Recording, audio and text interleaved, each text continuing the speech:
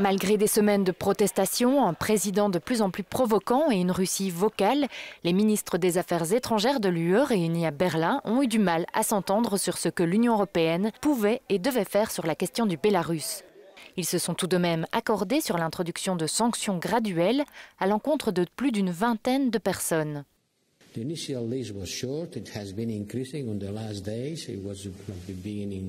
La liste initiale était courte, elle a augmenté ces derniers jours. On parlait de 12 personnes au début, maintenant de 20 environ.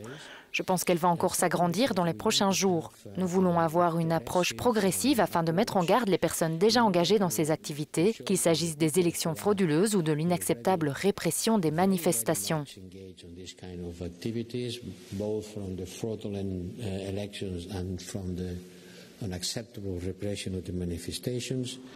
Mais les analystes ici à Bruxelles rappellent que les sanctions ne seront efficaces que si elles sont correctement appliquées. Ils doivent parvenir à une conclusion solide, conjointe et rapide. Et oui, je pense que les sanctions devraient être sérieuses. Elles ne devraient pas être symboliques. Cela signifie plus de 5 ou 10 personnes. Et je dirais qu'elles devraient se concentrer sur les très hauts fonctionnaires. Le président Alexandre Loukachenko a menacé de riposter en coupant les voies de transit et en boycottant les ports lituaniens. Mais pour l'opposition, c'est clair, les sanctions n'apporteront pas de changement. L'avenir du pays est entre les mains du peuple bélarusse.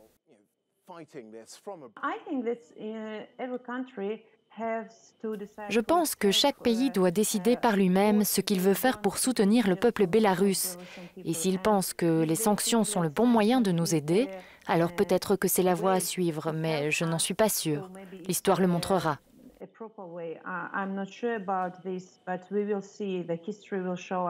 L'Union européenne a jusqu'ici agi à dessein, avec prudence, reconnaissant que cela pourrait être le début d'une bataille longue et difficile. Les ministres et les dirigeants européens discuteront des actions futures le mois prochain. Darren McCaffrey, Euronews, Brussels.